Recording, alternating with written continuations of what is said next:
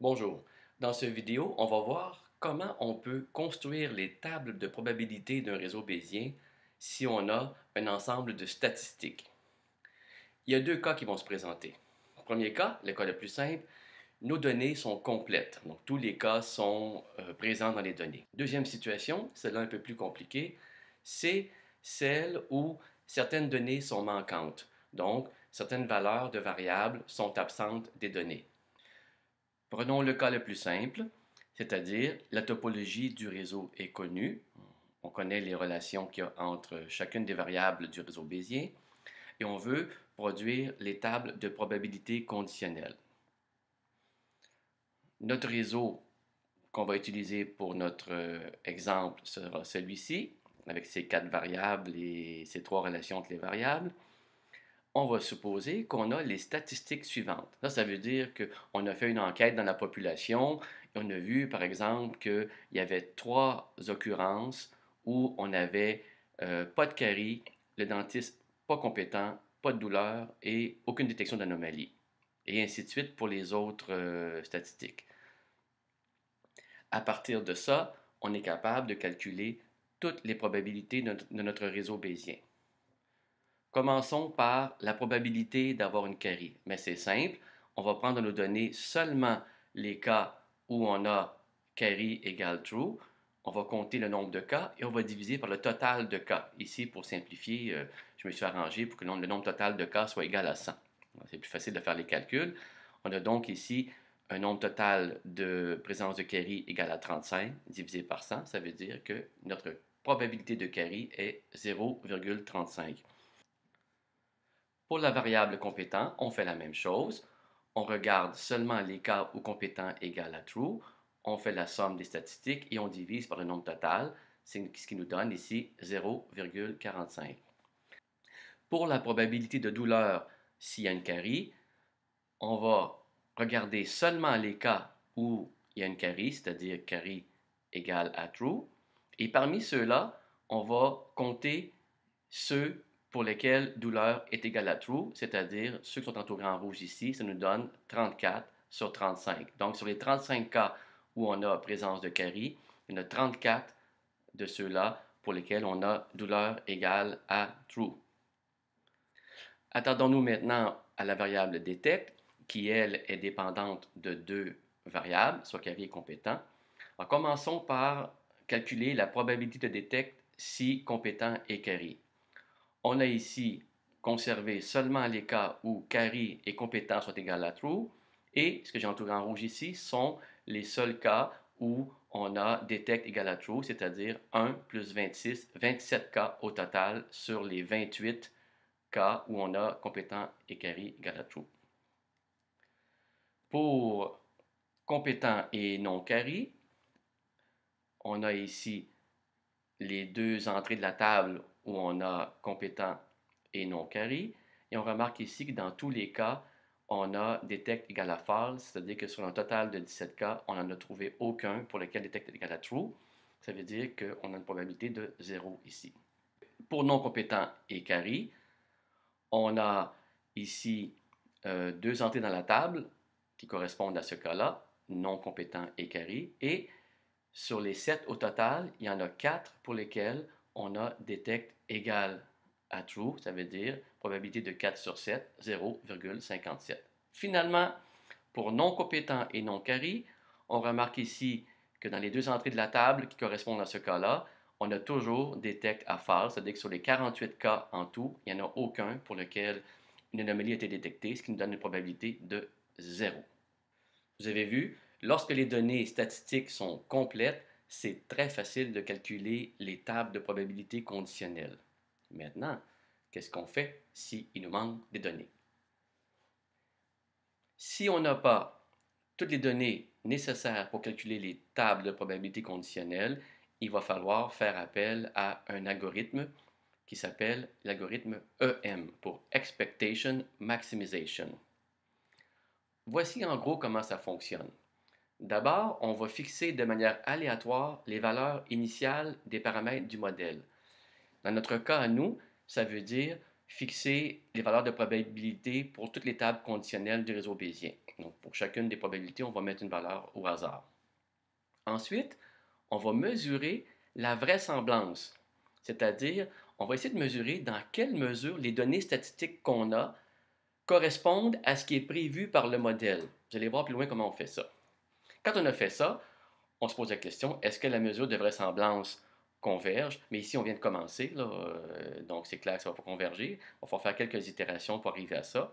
Mais converger, ça veut dire, est-ce que depuis la dernière fois qu'on a fait le calcul, la vraisemblance a beaucoup changé? Au départ, évidemment, c'est non. Donc, on va passer à nos deux étapes de l'algorithme. La première étape, qui s'appelle étape d'espérance, expectation. Alors, on va calculer les valeurs manquantes dans nos données statistiques à partir du modèle actuel. Notre modèle actuel, il y a tous les paramètres qui ont été fixés pour les probabilités. On est donc capable de remplir les données manquantes. Une fois qu'on a fait ça, on se retrouve donc avec des données complètes, maintenant qu'on les a remplies avec le modèle actuel, mais on va recalculer les valeurs des paramètres de notre modèle, c'est-à-dire dans notre cas, on va recalculer encore une fois les probabilités des tables de probabilité conditionnelles et on va encore une fois se poser la question, est-ce que maintenant la vraisemblance a beaucoup bougé ou elle a très peu bougé? Si elle a très peu bougé, si l'écart avec l'ancienne valeur est très faible, ça veut dire que là, on converge. On va donc s'arrêter et conserver le modèle actuel. Donc, le cœur de l'algorithme, on le voit ici, ce sont les deux étapes. Espérance ici, c'est-à-dire calculer les données manquantes à partir du modèle actuel, suivi de la maximisation, c'est-à-dire on se trouve à ajuster les paramètres de notre modèle à partir des nouvelles données qu'on vient de calculer. Tout ça est très bien, mais j'ai l'impression que vous aimeriez peut-être voir avec un exemple comment tout ça fonctionne. Prenons donc un exemple très simple. Ici, on a Carry est compétent et Detect est variable dépendante de Carry est compétent. Supposons qu'on a les statistiques suivantes. Donc, pour Detect égale false, on a tous les cas possibles qui ont été recensés. On a 45 occurrences pour lesquelles Carry est false, compétent est false, Detect égale false. 17 occurrences pour lesquelles on a Carry false, compétent true et Detect false, et ainsi de suite pour les deux autres. Mais pour le cas Detect égale true, on sait qu'il y a 30 cas ici, mais pour ces 30 cas-là, on n'a pas connaissance de la valeur de Carry est compétent. Alors comment on pourrait, dans ce cas-là, calculer les tables de probabilité de ce réseau bayésien-là? D'après l'algorithme EM, première chose à faire, fixer les valeurs initiales de nos probabilités conditionnelles ici. Alors voici ce qu'on a fixé ici comme valeur initiale aléatoire.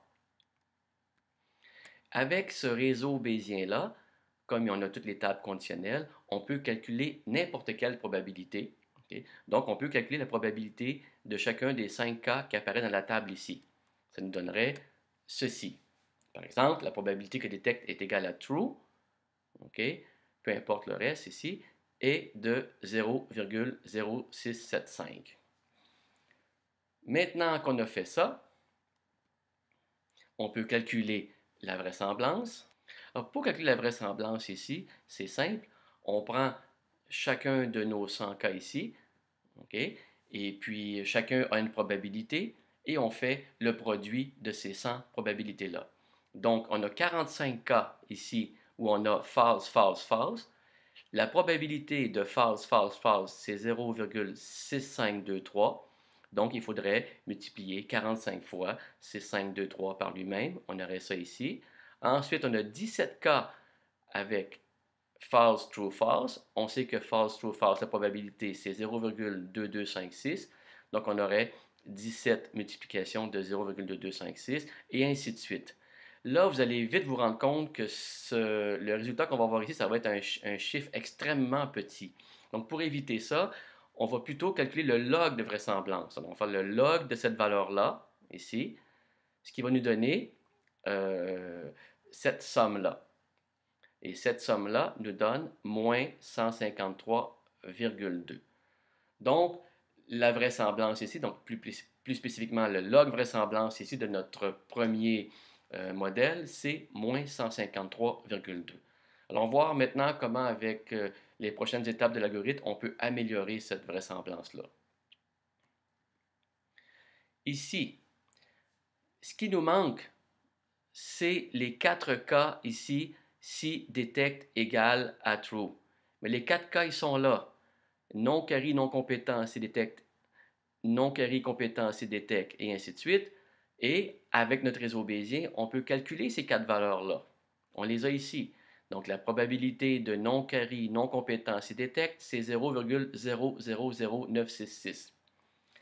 Ça veut dire ça que par exemple, si on prend carry compétent CDTEC, 0,2322, on s'attendrait à ce que 23% des cas soient celui-ci.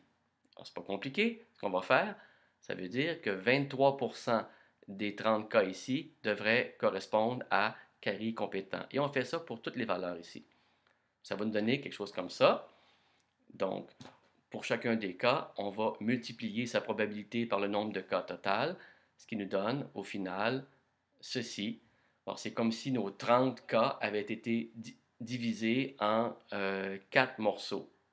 Alors, il y aurait 6,966 cas, occurrences, qui correspondraient à ce cas-là, true, true, true. Alors, ce qu'on vient de faire ici, c'est l'étape d'espérance. Maintenant qu'on a fait ça, on a une table de statistiques complète ici, on peut l'utiliser pour recalculer nos tables de probabilité ici, comme on a fait plus tôt là, dans l'exemple où on avait des statistiques complètes. Ça va nous donner ceci. Voilà, une nouvelle probabilité. Et là, on vient de faire l'étape de maximisation. Avec ces nouvelles probabilités, on peut encore une fois calculer les probabilités pour chacune des entrées de notre table de statistiques. Ça nous donne maintenant ceci. Et remarquons que le log de vraisemblance est maintenant de moins 126,9. Il a augmenté par rapport à la dernière étape ici, donc notre calcul du début. Et c'est quand même une bonne augmentation. Donc, on va continuer. Ça veut dire qu'on va encore une fois recalculer les probabilités qui nous manquent pour les valeurs qui nous manquent ici. On va répartir nos 30 occurrences selon ces probabilités qui nous donnent ceci. Étape d'espérance terminée. On peut à nouveau recalculer nos probabilités conditionnelles. Ça nous donne ceci. Étape de maximisation terminée. Encore une fois, on va calculer notre log de vraisemblance et cette fois-ci, on arrive à moins 126,89 et là, on voit qu'on n'a pas beaucoup bougé par rapport à l'ancienne valeur. On peut dire qu'on a convergé et on va s'arrêter ici. Voilà, j'espère que cet exemple vous a aidé à comprendre comment l'algorithme EM fonctionne. Mais pour être sûr que vous comprenez bien, je vais vous en proposer un autre. Voici notre exemple. Alors, on suppose qu'on a des bonbons qui proviennent un de deux sacs, soit le sac 1, soit le sac 2. Les bonbons ont 3 caractéristiques. Ils ont une saveur qui peut être cerise ou citron, ils ont un emballage qui peut être rouge ou vert et ils sont troués ou non. On a les statistiques suivantes. Okay? On va voir qu'on a l'information sur tous les types de bonbons qu'on a, mais on ne sait pas de quel sac ils proviennent. Donc, on a des informations manquantes ici. On aimerait bien pouvoir quand même construire nos tables de probabilité de notre réseau bayésien, okay, même si on ne sait pas de quel sac proviennent les bonbons. Selon l'algorithme, on fixe d'abord nos valeurs initiales aléatoirement. Voici comment on les a fixées ici. Et à partir de ces valeurs de probabilité-là, donc ici on a un réseau bayésien complet, on est capable de calculer la probabilité de chacun des cas ici qu'on a dans nos statistiques. Ça nous donne ceci. Donc, le cas cerise rouge trouée, okay, il a une probabilité de 0,1552. Et même chose pour les autres, on peut les calculer. Le log de vraisemblance ici va nous donner moins 2044,3. Maintenant, reprenons nos statistiques ici, okay, qui sont incomplètes. Rappelons qu'on veut les compléter. Okay? Alors, pour les compléter, bien, il faut ajouter ici les 2 cas possibles de sac pour chacune des entrées ici, puisque le sac peut être 1 ou 2 ici. On est capable de calculer la probabilité que le sac soit égal à 1 si on a une cerise rouge trouée. Cette probabilité-là, d'après notre réseau ici, elle est égale à 0,8351. Ça veut dire ici que dans nos statistiques, les cerises rouges trouées, les 273 qu'on a, on en a 83,5% qui viennent du sac 1, le reste vient du sac 2. Ça nous donnerait, si on le fait pour tous les cas possibles, ceci. On voit ici, par exemple, que nos 273 cas de cerises rouges trouées, on en a 83,5% qui sont dans le sac 1 et puis 16,5% dans le sac 2. Au final, ça nous donne cette distribution-là. Maintenant qu'on a des statistiques complètes, c'est-à-dire qu'on a réparti nos bonbons dans les deux sacs, on est capable de recalculer notre réseau bayésien avec les nouvelles tables de probabilité qui nous donnent ceci. Encore une fois, on peut savoir la probabilité de chacun des cas dans nos statistiques, calculé ici selon notre réseau bayésien. Un log de vraisemblance ici calculé nous donne moins 2021, qui est un progrès par rapport à l'ancienne valeur. Encore une fois, avec notre nouveau réseau bayésien, nos nouvelles tables de probabilité, on peut calculer la probabilité de chaque cas ici pour le sac 1, sac 2, redistribué. Ça nous donne ceci. Ces nouvelles statistiques nous permettent de recréer des nouvelles tables pour notre réseau bayésien. On aurait ceci.